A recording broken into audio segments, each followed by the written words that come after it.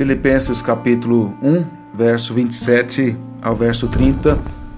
Vivei acima de tudo por modo digno do Evangelho de Cristo, para que, ou indo ver-vos ou estando ausente, ouça, no tocante a vós outros que estáis firmes em um só espírito, como uma só alma, lutando juntos pela fé evangélica, e que em nada estáis intimidados pelos adversários, pois o que é para eles prova evidente de perdição, é para vós outros de salvação, e isso da parte de Deus, porque vos foi concedida a graça de padecerdes por Cristo, e não somente de crerdes nele, pois tende o mesmo combate que vistes em mim, e ainda agora ouvis que é o meu.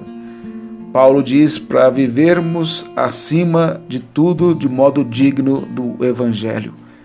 Viver de modo digno do Evangelho é andar com Cristo em todas as áreas da nossa vida. É guardar os seus mandamentos e andar como ele andou, conforme o apóstolo João diz em 1 João capítulo 2, versos 5 e 6. Viver de modo digno do Evangelho é desembaraçar de todo o peso e do pecado que tenazmente nos assedia e correr a carreira que nos está proposta, olhando para o autor e consumador da nossa fé, conforme o autor aos Hebreus diz em Hebreus 12, verso 1 ao verso 3. Paulo diz aqui que desejava que esses irmãos vivessem, acima de tudo, de modo digno do Evangelho, estivesse ele presente ou não. Ele diz: ouça no tocante a vós outros que estáis firmes em um só espírito, como a sua alma, lutando juntos pela fé evangélica. Paulo olha para esses irmãos, deseja que eles, como igreja, como povo de Deus, estivessem unidos no propósito de lutar pela fé evangélica. Que houvesse neles esse alvo, esse projeto, esse desejo intenso, é o que ele vai dizer mais à frente, no capítulo 2, verso 1 a 4, mostrando exatamente essa unidade. Esta unidade que não pode ser desfeita ou prejudicada por causa dos nossos pecados, mas devemos buscar sempre andar de acordo com o Evangelho, de acordo com esta unidade na palavra de Deus. Ele diz aí no verso 28, para que eles não ficassem intimidados por causa dos adversários, que eles não sentissem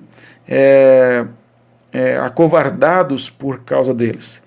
Pois o que para eles é prova evidente de perdição é para vós outros de salvação da parte de Deus. Eles estavam sendo condenados pelas atitudes que eles cometiam, e Deus haveria de levá-los à perdição, à condenação eterna por causa disso. Paulo então está mostrando a esses irmãos que eles deveriam olhar para essas circunstâncias e se alegrar no Senhor.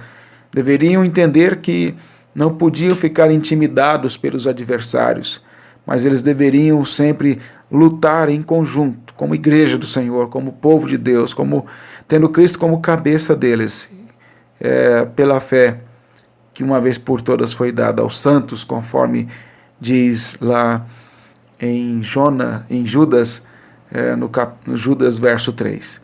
Batalhar pela fé que uma vez por todas foi entregue aos santos. Que o Senhor nos ajude nessa batalha, nessa luta, nessa busca de lutar por esse Evangelho e viver de modo digno do Evangelho do Senhor Jesus. Dessas boas novas, viver para Cristo e saber que o nosso viver é Cristo e o morrer é lucro, que isso seja uma realidade na nossa vida. E que o Senhor nos ajude a despreender daquilo que nos prende nesta vida, daquilo que nos escraviza e nos afasta tanto da sua vontade. Que Deus assim nos ajude em nome de Jesus. Amém.